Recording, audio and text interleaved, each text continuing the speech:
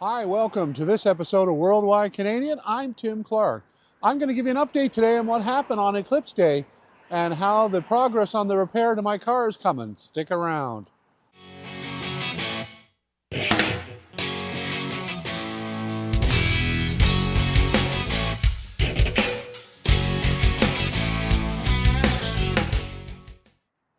So we made the trip on Monday the 8th of April to Western PEI, and as a result of my trip, I ran into something on the road just outside of Halifax as I returned back from PEI. So our day was going pretty good that day, and we had a great eclipse. And if you want to check that out, check out the video from my YouTube page.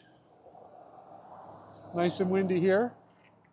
In any case, so I was heading back, and it was about 10:30 at night, and I hit Halifax area. And as I come down the 102, just past the exit for Lower Sackville, I saw something moving next to the barrier between the two lanes of traffic. It's a concrete barrier between the two lanes on one side and two lanes on the other. And I knew I wasn't going to be able to miss them because we were doing about 100 kilometers an hour, and there was cars behind me and to the front of me, so there was no way for me to stop, or I was afraid the car behind me would have hit me. And as a result, I hit in the front corner on the driver's side. The trim around the wheel well of the car snapped in two pieces, and one piece flew up over the side of the car and it scratched it a little bit.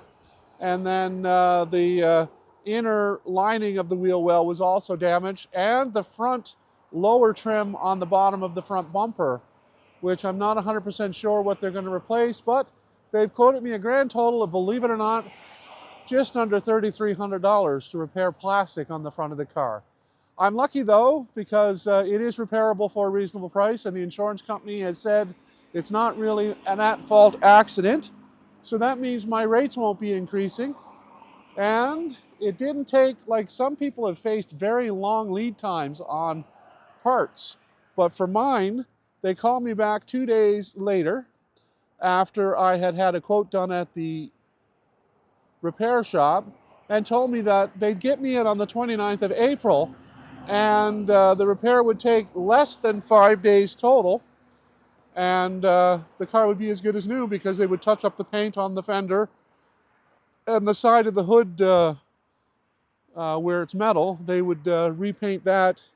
Black, I guess, is supposedly an easy color to match, so it's going to get repaired good as new. And so I'm not as heartbroken as I was the night I got out and looked at the damage. You wouldn't think a porcupine would make that much damage, but when you're going at such a high rate of speed and you have the plastic at the front, it's designed, I guess, to basically break. So that's it for now. If you could click that thumbs up to like my video, that would help. Also, click the subscribe button if you haven't already. That helps to grow my channel. And think about clicking that bell icon so you can get a notification every time I upload new video. Thanks for stopping by Worldwide Canadian. See you next time right here.